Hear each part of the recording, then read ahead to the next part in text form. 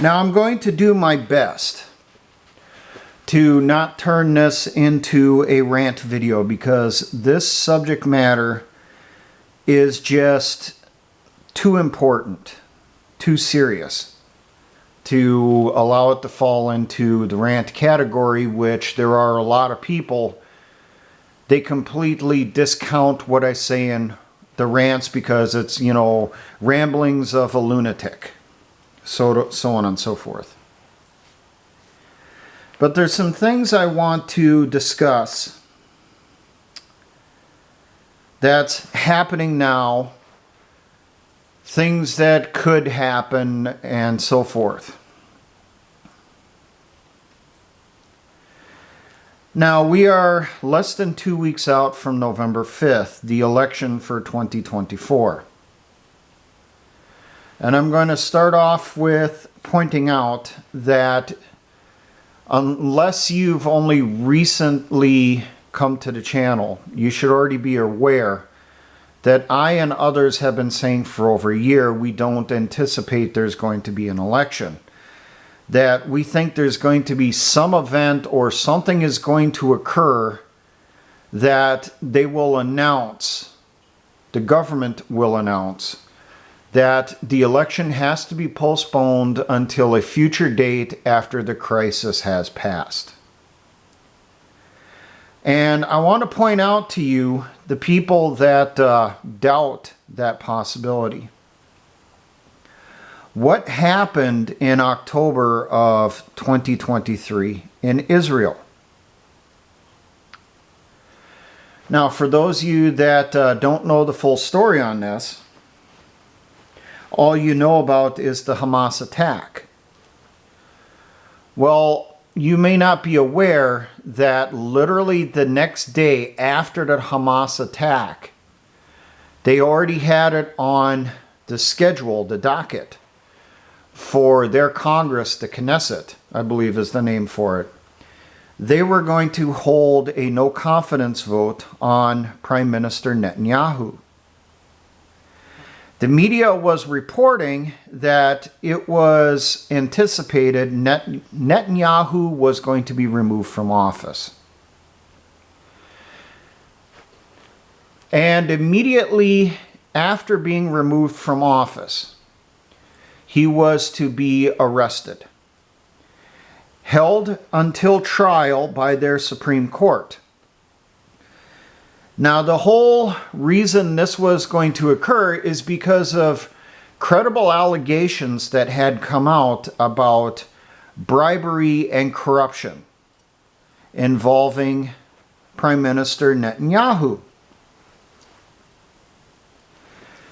And the evidence is pretty overwhelming, reportedly. And that's why the Israeli Congress was going to do a vote on removing him from office. The only thing that saved him was the attack by Hamas.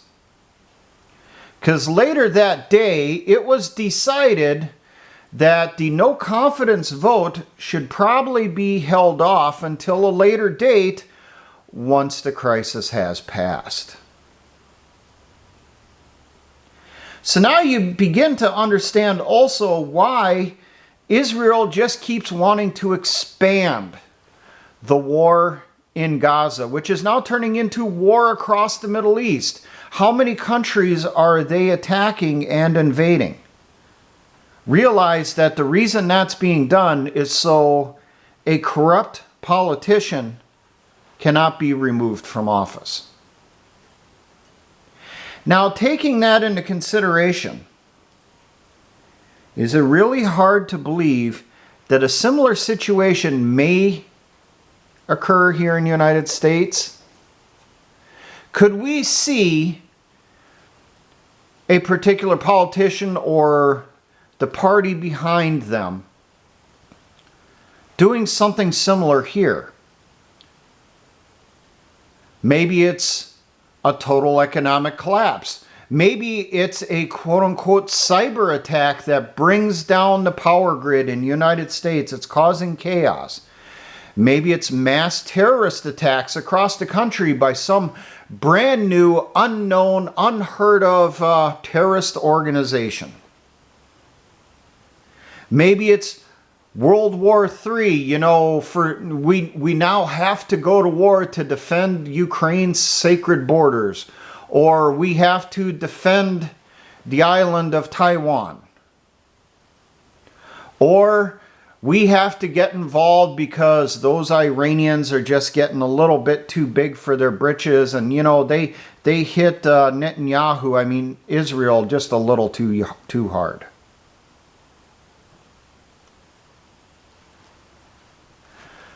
Things to consider.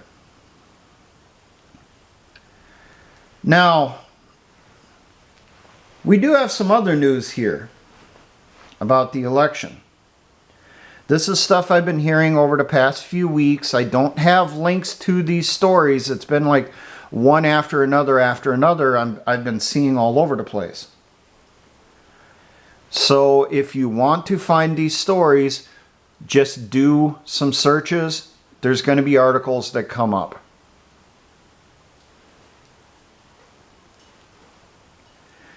First off here, let's talk about the Department of Justice.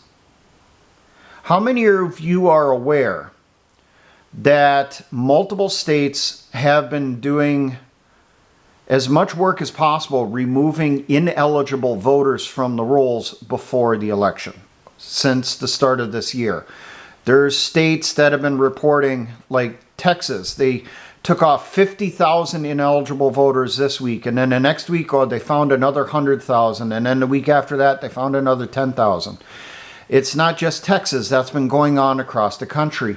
Well, at the same time that that's been happening, members of the state Democratic Party in those states have been filing cases with their version of the Supreme Court, their state courts, and reportedly some have been filed in federal courts also, stating that these actions are potentially disenfranchising voters, that if even one eligible voter is removed from the rolls, that's a violation of federal law. So every one of those quote-unquote ineligible voters needs to be reinstated for this election because it's more important that everyone has the right to vote. Here's something for you. It's now been reported this last week, it was only a few days ago here, that in the state of Michigan, I've seen two different numbers on this. It's being reported by the Michigan state government that they have registered to vote in the state of Michigan between 80 to 500,000 more voters than there are eligible voters in the state of Michigan to vote. And when the State Elections Commission is being asked about this, they say, well, we'll just wait till after the election to clean up the voter rolls. It's too close to the election for us to do it now.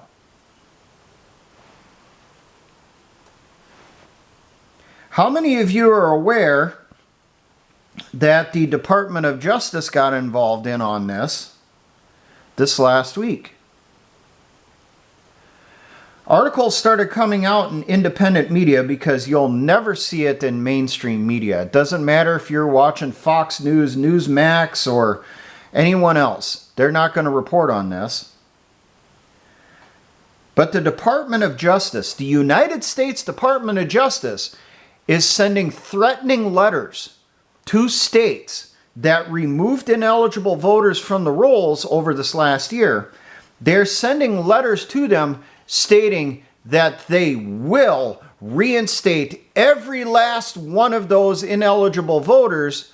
Otherwise, we are going to consider your state in violation of federal election laws, and they're not going to allow the votes from that state to count in the election in 2 weeks. They've also been threatening attorney generals and members of the state election boards that if they do not reinstate all of those voters who were removed from the rolls, that those attorney generals, those state election board members, will face felony criminal prosecution for election interference.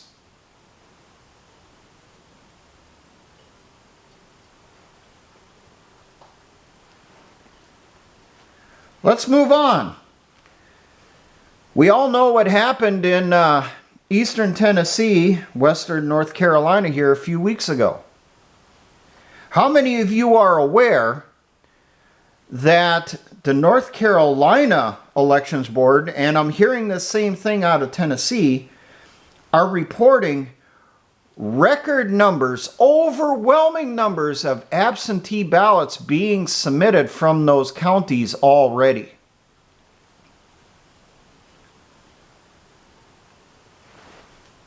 Makes you think, doesn't it? The people in that area are more concerned with, I don't know, eating and feeding, feeding their kids, keeping them from freezing it to death at nights, and gathering up the dead.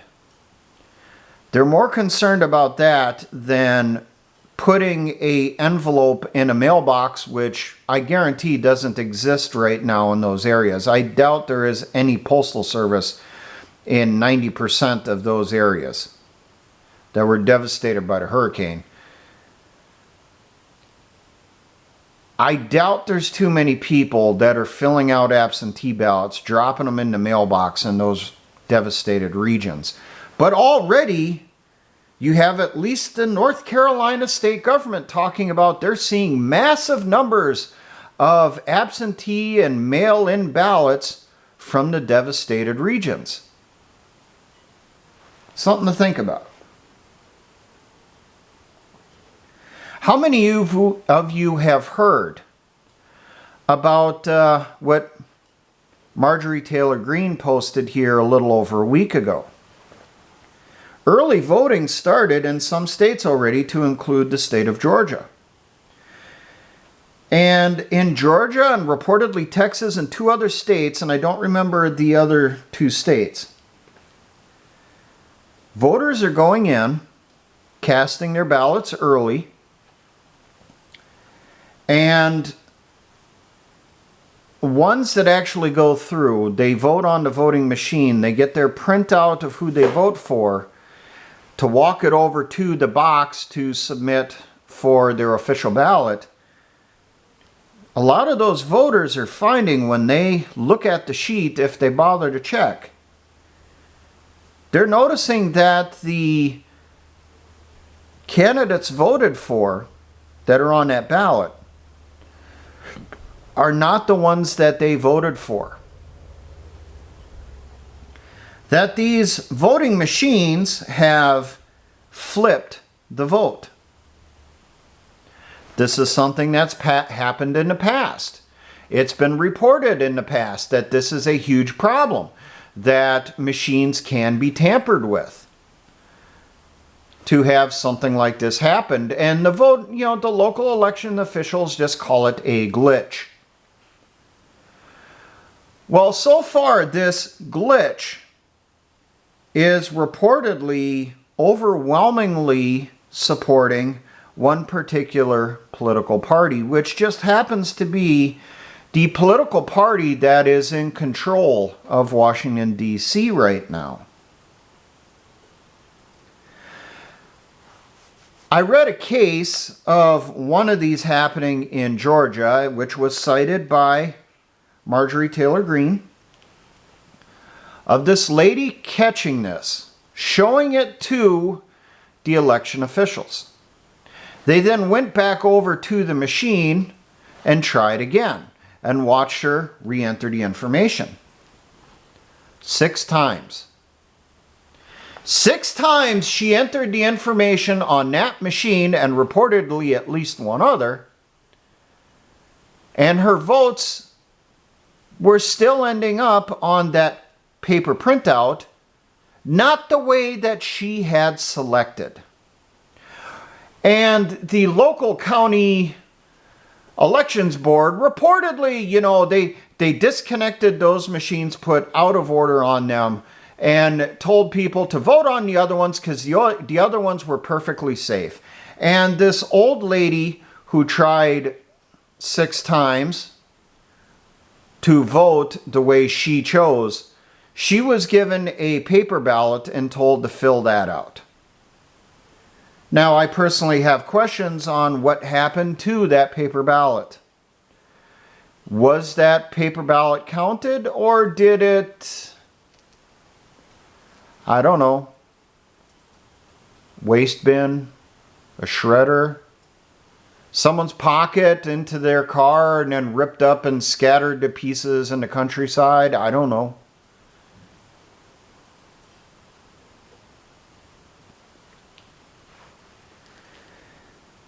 Let's move on.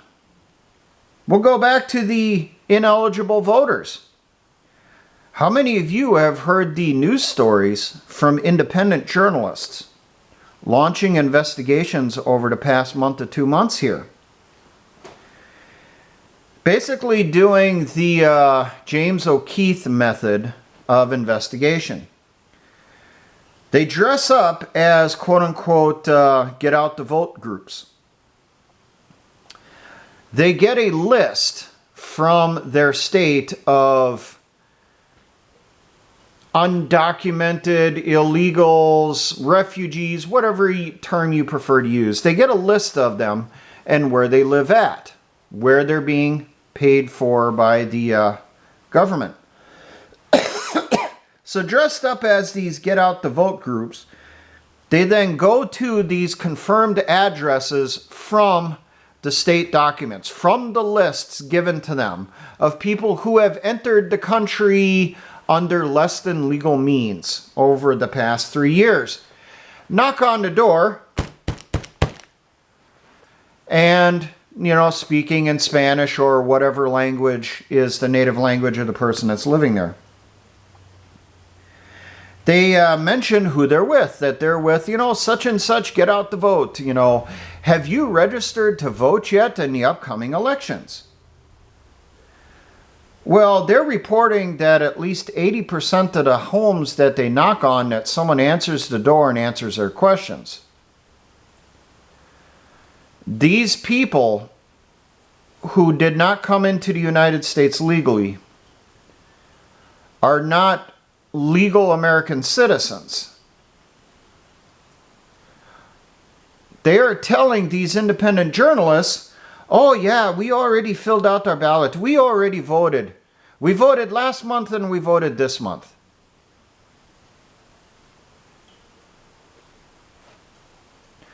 These news stories are out there. All this stuff I'm giving to you, if you do a basic computer search, you can pull up these articles for yourself. And I will tell you, go to the independent media, the alternative medias. Do not go to your ABC, NBC, CBS, Fox News. Go to the independent sources, those independent journalists, and you will find articles on all this stuff.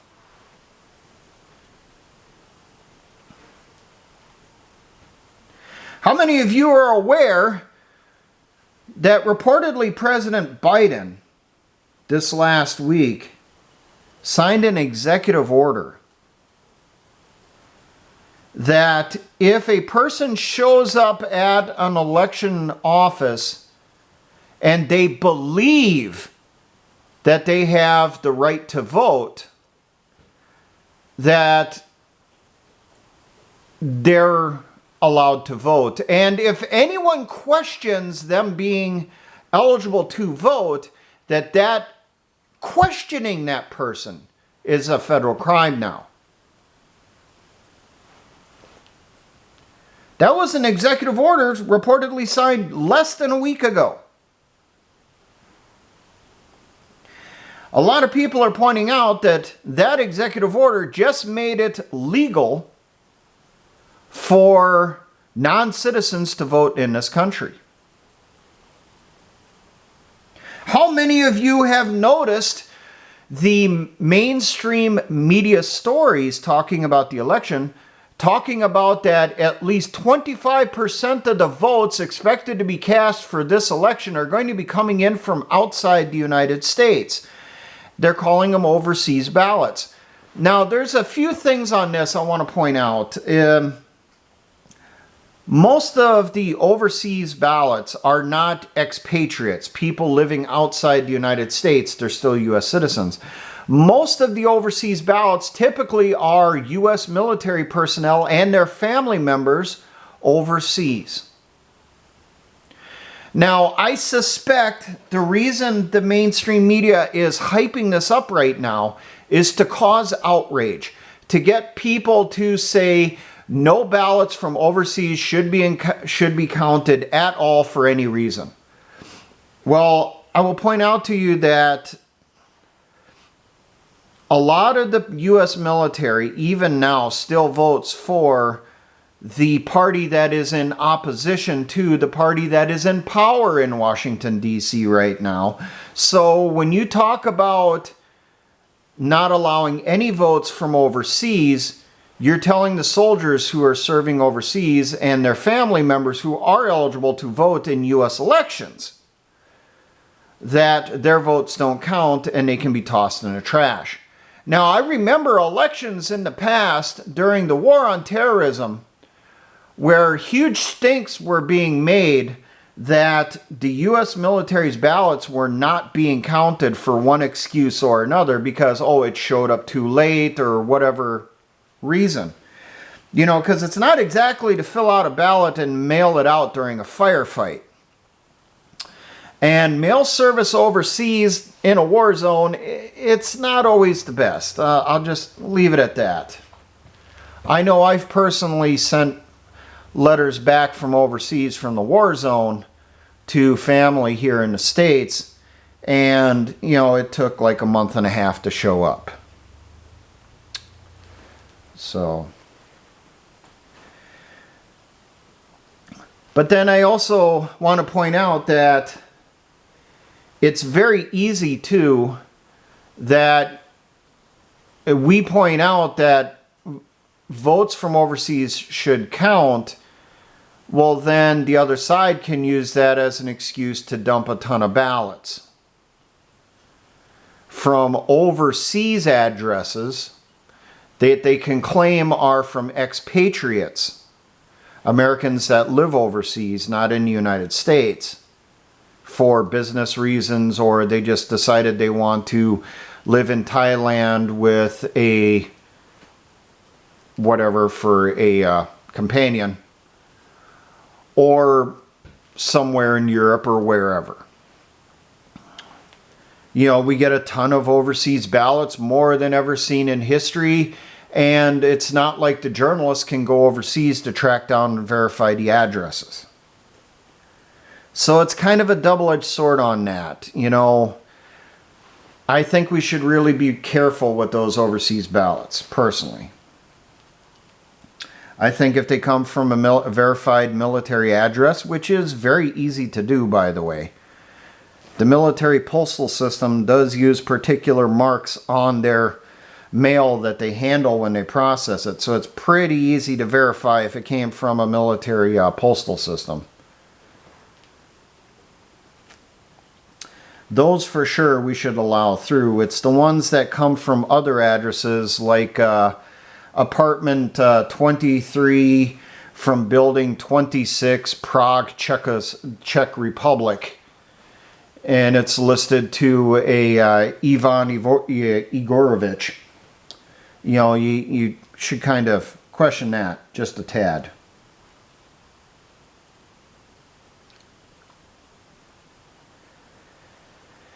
How many of you are aware of what's been happening in Pennsylvania?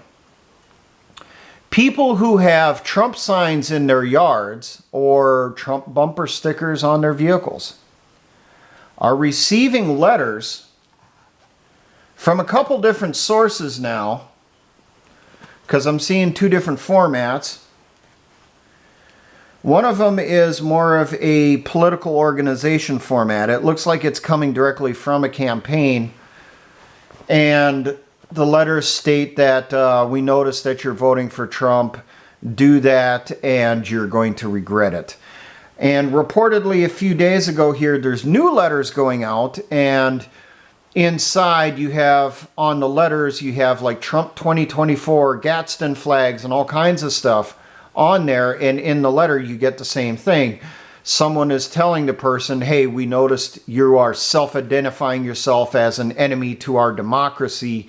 If you vote for that felon, there's going to be hell to pay and you will regret it. Some of these letters reportedly do have actual death threats in them. Now, these letters are a violation of federal election laws, but do you really believe anyone will ever be prosecuted for it? Personally, I don't think they will. You got mail fraud, you got election fraud, all wrapped in one, multiple federal crimes. I guarantee no one's ever going to see the inside of a jail cell for that one. How many of you have heard that over the last 48 hours here, as of time of filming, states are now stating that, well, they're not going to be able to announce the results of the elections as quickly as they have in the past, that it could take several weeks, possibly several months, to determine who won those states. How many of you have heard about that? That's a recent thing. It should potentially, it's still in the news right now as this is being posted. As state after state is saying that. And reportedly, even members of the current regime in power at the federal level are saying that. That there could be, you know, because of the volume of turnout for this year, the results may not be announced for several weeks after the election. The longer an election goes, the chances of it being tampered with skyrockets. I'm sure a bunch of us still remember the whole coolers filled with ballots. The security footage of vehicles pulling up to the back doors of closed polling stations where the election judges, the viewers and that stuff have been sent out because they're told there's being no more tabulations that night. Well, then after everyone's gone, mysteriously vehicles start pulling up to the back doors and the trunks open up and bin after bin after bin after bin of what look like paper ballots get delivered. And for some reason, those ballots were counted after everyone was sent home when they were told there was going to be no more counting that night. So that just lays out part of the stuff here, and it's almost a half hour in. This is stuff that maybe you've missed. Maybe you have heard it. Maybe you haven't heard all of it. How many of you have also noticed the media ramping up their rhetoric over the past few weeks, talking about if Trump wins, Congress should not certify the election. They should declare it invalid. Because Trump and his supporters are enemies to democracy. They are fascists. They should not be allowed to vote. How many of you have seen those reports? It seems like every night there's at least a half dozen more media reports that are made where the people at these news stations, these major networks, are spouting this. At the same time this is going on, you have members of Congress saying the same thing. Now, this is something that was brought up in our most recent live stream by Ron Stryker. Jamie Raskin, member of Congress. His father was a very well-known international communist. Jamie Raskin last year did a little or attended an event in California where he said that if Trump does win, Congress should not certify the election, and the federal government should provide security for members of Congress because the Trump supporters will begin a civil war and start hunting them down. Now you're going to say, well, that's old news. That was last year. He's reiterated these same comments here over the past couple months, from what I've heard. And how many of you are aware that I just found this out before I started recording? Jamie Raskin is going to attend a focus group a week after the election where it's already scheduled. It's on a docket. It's paid for. They've already gotten a venue and stuff. And the topic is going to be about the 2024 election and the violence and uncertainty that has been caused because of it. Jamie Raskin is one of the primary speakers or panel members that is going to be part of this event.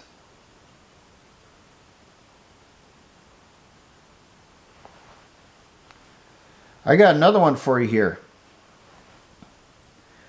This one I heard last week, and I know there's not a news story on this because this is one of those things that came through the conspiracy webs. And I really would like someone to track the source on this a little bit better. But word is that an alternate inauguration has already been arranged, scheduled, and paid for that will be held in the Colorado Springs area. This alternate inauguration has been paid for and scheduled by the Democratic Party.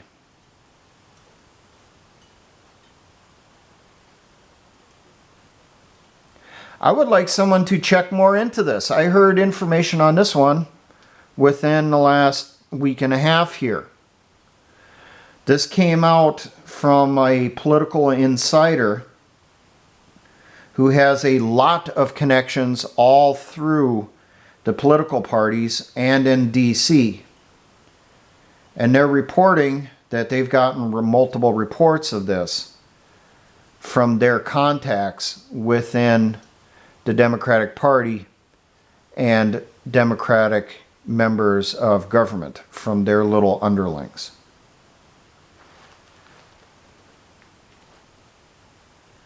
Something to think about.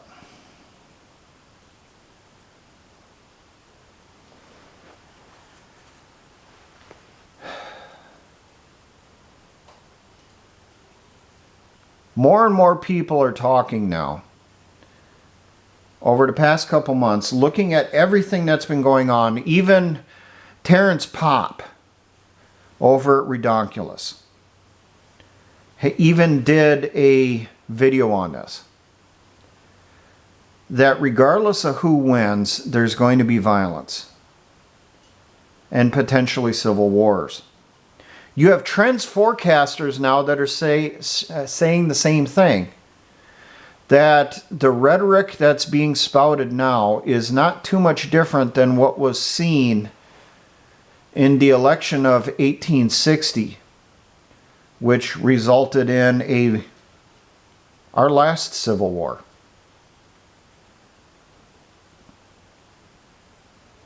I want to remind you that even just a few years ago here, and I think they redid the study earlier this year, asking people how many of them believe the country is potentially going to have a civil war here within the next 10 years. And the previous studies, it was 70% believed a civil war was going to happen.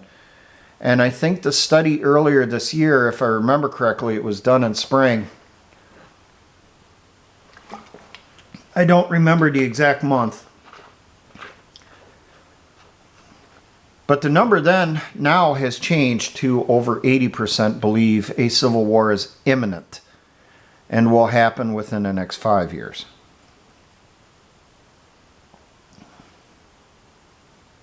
You have actual members of Congress right now, and I have seen the footage. I don't remember which ones did it. I think one of them was Nancy Pelosi, but I seen about a half dozen different clips from different ones. I think AOC was one of them. Nancy Pelosi was another. talking about that if Trump is declared the winner of the election, that the country must go to a civil war to protect democracy. I'm hearing reports from infiltrators inside leftist groups like BLM and Antifa, which they are thoroughly infiltrated by people who are patriot-leaning. Maybe daddy is in the militia and the son who was going to college has infiltrated the Antifa organization at his college. And the reports coming out is that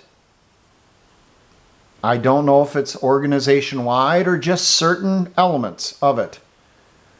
They're gearing for an open civil war here immediately after the election. And they're going to do their best to paint it that it is patriots that are starting it, that it is patriots that are responsible for it.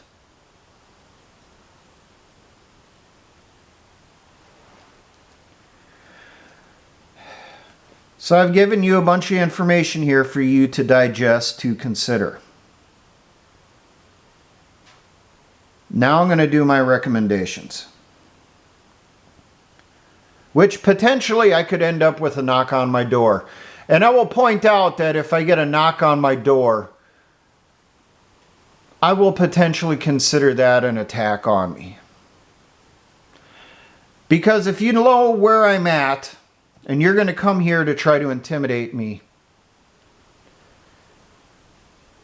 I just hope you have really good life insurance. And you've already prepaid for that plot.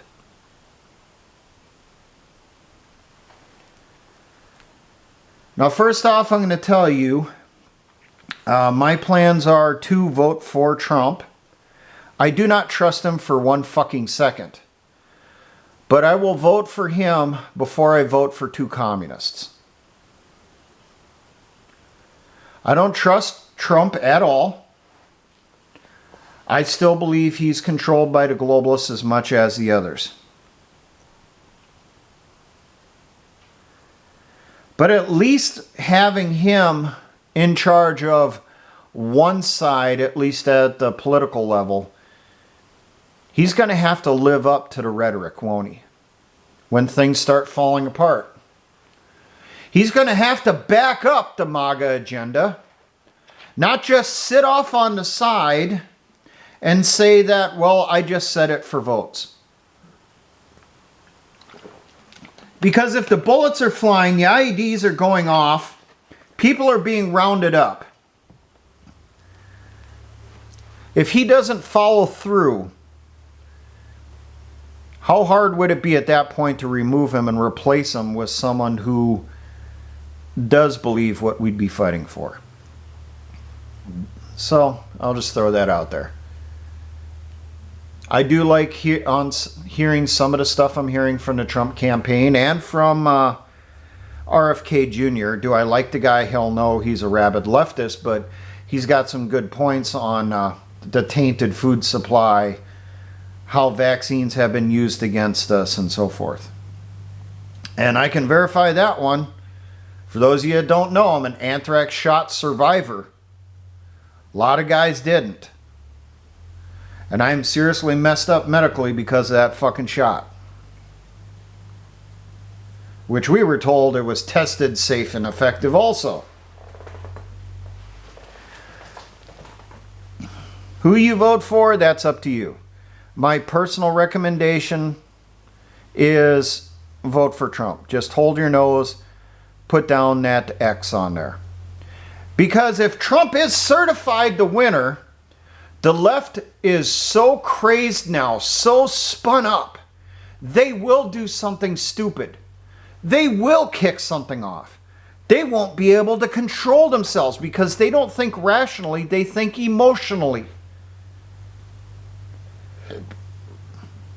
And when the left starts the fighting, that will swing those fence sitters completely over to our side.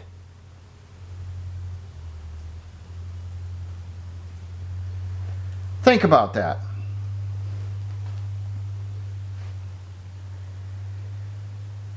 Now, if you have any particular plans for your group or your unit, your final wartime preparations, you better be working on them right now. Get that time in.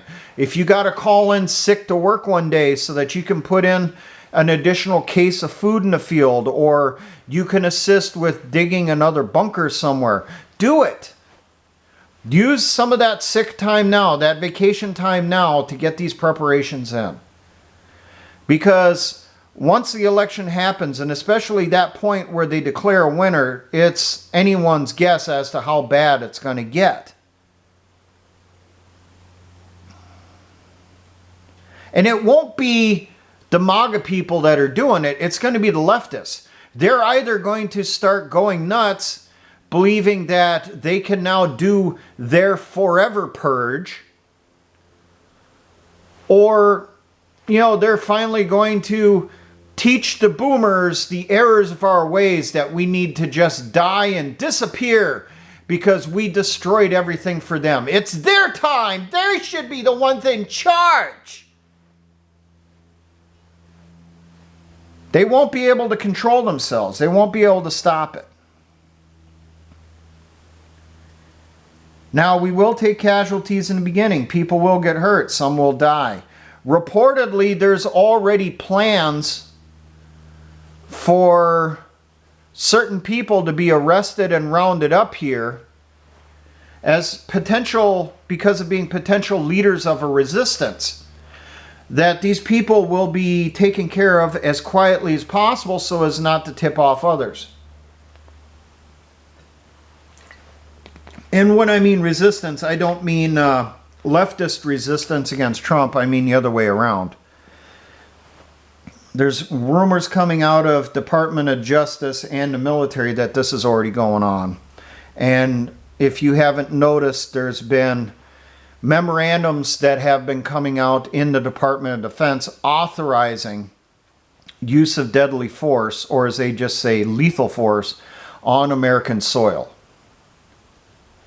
Now, it's not in the context of a major World War III event. It's the context of whatever the government says is an event that justifies it will be used. So, that's already going on right now. For people in the military, maybe your father or your mother sent a link to this video and said maybe you should watch it. Or maybe you've been watching my stuff for one reason or another because maybe you're an engineer and you want to be taught by one of the old crusty bastards how to actually do your job, and not just taught political indoctrination.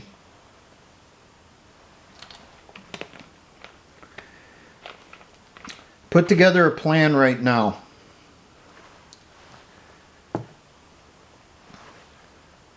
If you're a leader, identify your troops you can trust.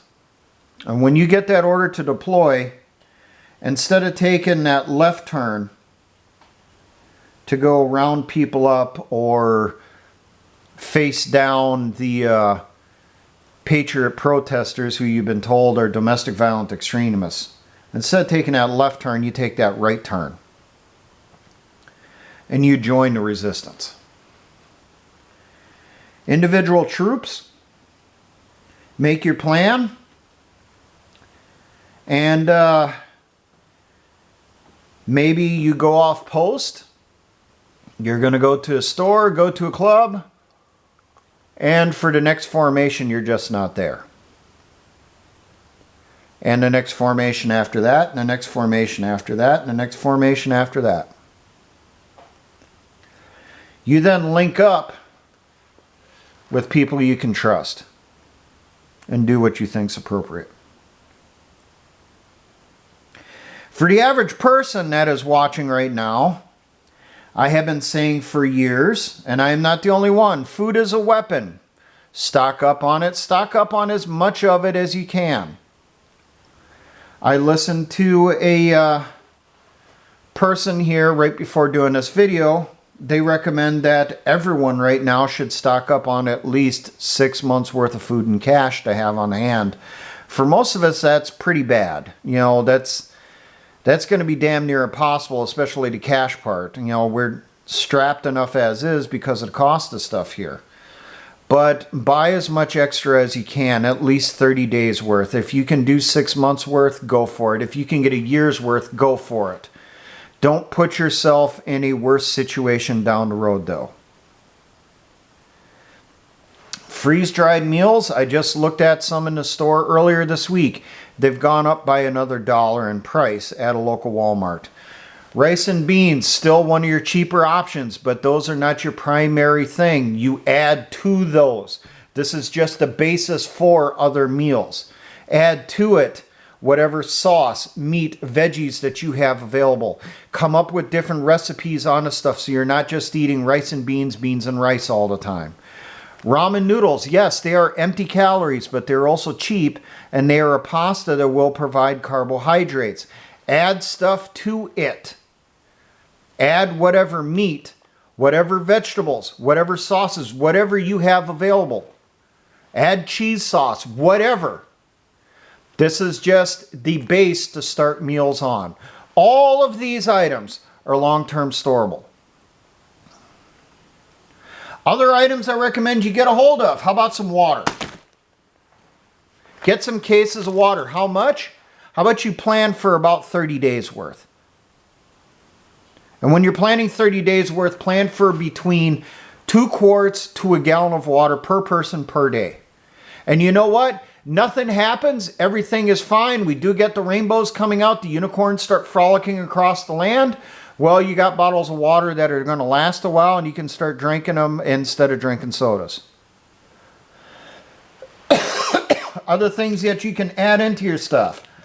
Oh, drink mixes that you can put inside the water. And yes, I know there's a lot of toxic shit in there, but trust me, drinking nothing but filter water for day on day, week after week, month after month sucks fucking ass. Ask anyone who served in the desert. There's reasons why we soldiers always ask for things like Kool-Aid packets and iced tea to be sent to us in our care packages.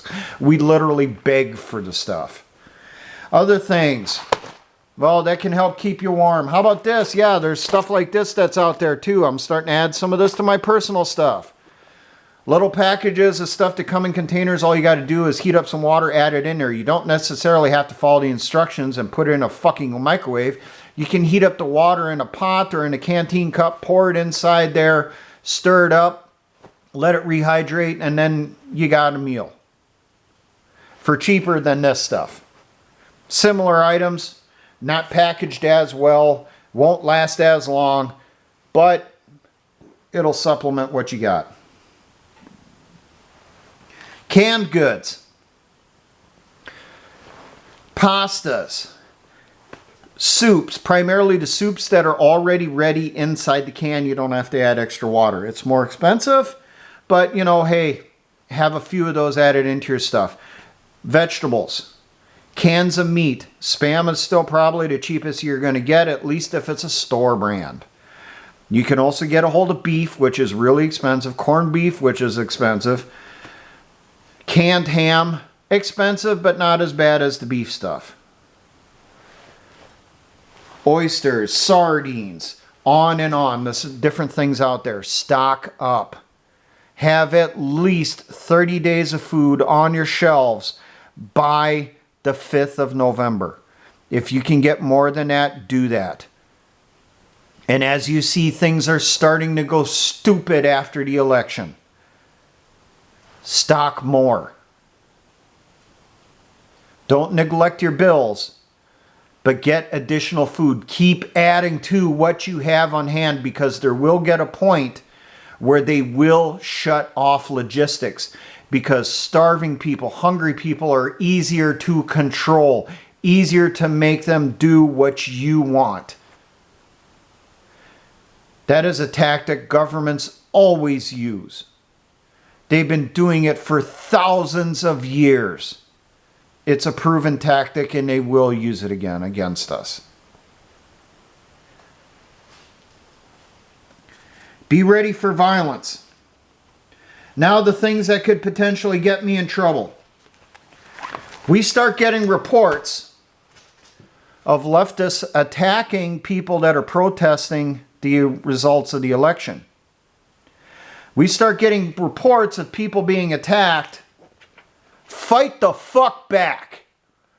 Don't turn the other cheek. If you turn your other cheek, just turn it just enough so that you can get your hand balled into a fist, pop that motherfucker in the face, put him on the ground, and then keep pummeling them until they no longer move. They pull a knife on you, they pull a bat on you, you pull out a fucking gun, put a goddamn bullet right between their eyes or in their fucking chest. You stop that threat from being a threat with whatever means necessary. Because I will tell you right now, when they come after us, they're not coming after us just to beat us up a little bit, to teach us to vote harder next time. They're coming after us to kill us. So you better be prepared to defend yourself to that level.